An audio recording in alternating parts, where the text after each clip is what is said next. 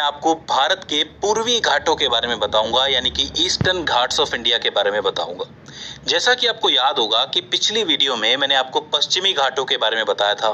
मैंने आपको बताया था कि पश्चिमी घाटों में एक पर्वत श्रृंखला है जिसका नाम है सह्याद्री पर्वत श्रृंखला, जिसकी बहुत सारी विशेषताएं थी। जैसे कि वहां पे बहुत बड़ी बड़ी पहाड़ियां थी, जैसे कि कलसुबाई पहाड़ी हो गई, महाबलेश्वर पहाड़ी हो गई, इसके अलावा कुद्रेमुख शिखर हो गया।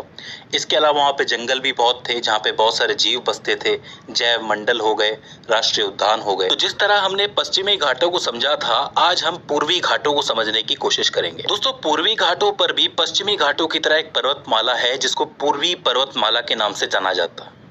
वैज्ञानिक तौर पर देखने पे पता चलता है कि ये जो पूर्वी पर्वतमाला है, ये पश्चिमी पर्वतमाला यानी कि सह्याद्री पर्वतमाला से ज्यादा पुरानी है। भूवैज्ञानिक दृष्टिकोण से देखने पर पता चलता है कि पूर्वी घाटों का निर्माण तकरीबन 2.5 अरब साल पहले हुआ था, जिसको अर्वाचीन काल कहा जाता है। अर्वाचीन काल में इसका निर्माण हुआ था, जो पहले गोंडवाना लैंड का ही हिस्सा हुआ करते थे। पहले मैं आपको गोंडवाना लैंड के बारे में बता दूं। देखिए दोस्तों, शुरुआत में जब ये पृथ्वी बनी थी तो माना जाता है कि इसके ऊपर एक बहुत बड़ा कॉन्टिनेंट था, बहुत बड़ा द्वीप था। अभी आपको कई सारे द्वीप नजर आते हैं, महाद्वीप नजर आते हैं, लेकिन पहले एक ही महाद्वीप हुआ करता था जिसका नाम था पंजिया। उस पंजिया में से 2 टुकड़े निकले थे, एक था लोरेशिया और एक था गोंडवाना लैंड। लोरेशिया के अंदर आपको आज का उत्तरी अमेरिका मिलेगा, यूरोप मिलेगा और एशिया का ऊपर वाला हिस्सा जो उत्तरी हिस्सा है वो मिलेगा। इसके अलावा जो गोंडवाना लैंड है, इसमें आपको दक्षिणी अमेरिका, अफ्रीका, ऑस्ट्रेलिया, अंटार्कटिका और भारतीय उपमहाद्वीप मिलेगा और साथ ही मध्य के भी कुछ हिस्से मिलेंगे। इसका मतलब ये हो गया कि जो भारत है, भारतीय उपमहाद्वीप है, वो गोंडवाना लैंड का ही हिस्सा था और वो टूट के आया था। तो उसी का हिस्सा थे ये पूर्वी घाट। तो ये ज्यादा पुराने माने जाते हैं इस पश्चिमी घाट से। हालांकि पश्चिमी घाट भी इसी का हिस्सा थे, लेकिन फिर भी इनका निर्माण ज्यादा पहले हुआ था पूर्वी घाटों का। अब देखो, ये सारी चीजें जो हैं टेक्टोनिक प्लेट्स और स्थल आकृति के विज्ञान से समझकर ही बताई गई हैं। अब जैसे जैसे आप स्थल आकृति के इस विज्ञान को समझोगे तो क्लियर होता जाएगा आपको। फिलहाल हम बात करें इस पूर्वी घाटों की पर्वतमाला की, तो चूंकि एक पुरानी पर्वतमाला है तो इस पर्वतमाला पर समय और मौसम की बराबर मार पड़ी है। अगर आप गौर से देखोगे तो आपको पता चलेगा कि जो पूर्वी घाट है, वो जो पूरा हिस्सा है वो पश्चिमी घाटों के मुकाबले नीचा है। मतलब ये जो हिस्सा है पश्चिमी वाला, ये ऊंचा है और पूर्वी वाला जो है वो नीचा है। तो इसी की वजह से जो मानसून अरब सागर से आता है वो यहाँ आके बरसता है, वो पानी जाता है नदियों में और ज्यादातर नदियां ढलान की तरफ जाती हैं, मतलब पूर्वी घाटों की तरफ जाती हैं। कौन कौन सी नदी? कृष्णा नदी, महानदी, गोदावरी, कावेरी और भी कई सारी नदियां हैं। वो सारी नदियां जो है मिलजुल के कहाँ जाती हैं? पूर्वी घाटों की तरफ। और इसी वजह से जो पूर्वी घाट हैं वो थोड़े से नीचे नजर आते हैं और मैदानी नजर आते हैं।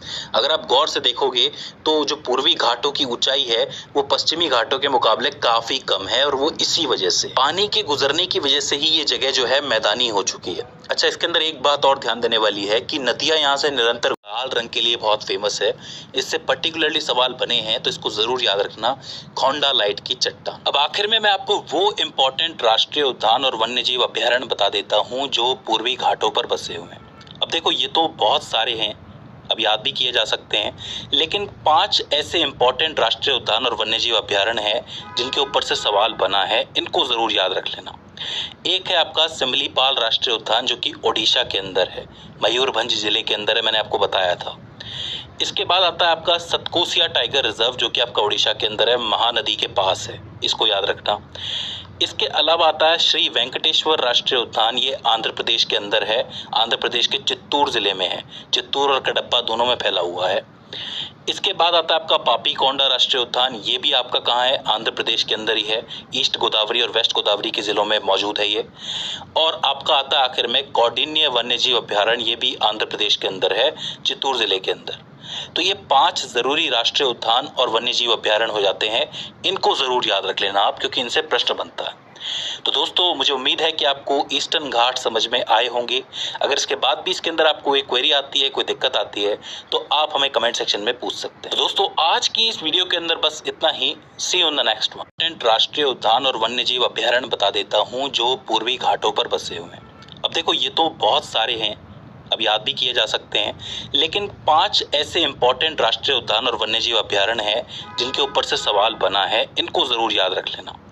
एक है आपका सिमलीपाल राष्ट्रीय उद्यान जो कि ओडिशा के अंदर है, मयूरभंज जिले के अंदर है, मैंने आपको बताया था। इसके बाद आता है आपका सतकोसिया टाइगर रिजर्व, जो कि आपका उड़ीसा के अंदर है, महानदी के पास है, इसको याद रखना। इसके अलावा आता है श्री वेंकटेश्वर राष्ट्रीय उद्यान, ये आंध्र प्रदेश के अंदर है, आंध्र प्रदेश के चित्तूर जिले में है, चित्तूर और कडप्पा दोनों में फैला हुआ है। इसके बाद आता है आपका पापीकोंडा राष्ट्रीय उद्यान, ये भी आपका कहाँ है, आंध्र प्रदेश के अंदर ही है, ईस्ट गोदावरी और वेस्ट गोदावरी के जिलों में मौजूद है ये। और आपका आता है आखिर में कौंडिन्य वन्यजीव अभ्यारण्य, ये भी आंध्र प्रदेश के अंदर है, चित्तूर जिले के अंदर। तो ये 5 जरूरी राष्ट्रीय उद्यान और वन्यजीव अभ्यारण्य हो जाते हैं, इनको जरूर याद रख लेना आप, क्योंकि इनसे प्रश्न बनता है। तो दोस्तों, मुझे उम्मीद है कि आपको ईस्टर्न घाट समझ में आए होंगे। अगर इसके बाद भी इसके अंदर आपको कोई क्वेरी आती है, कोई दिक्कत आती है, तो आप हमें कमेंट सेक्शन में पूछ सकते हैं। तो दोस्तों, आज की इस वीडियो के अंदर बस इतना ही। See you in the next one.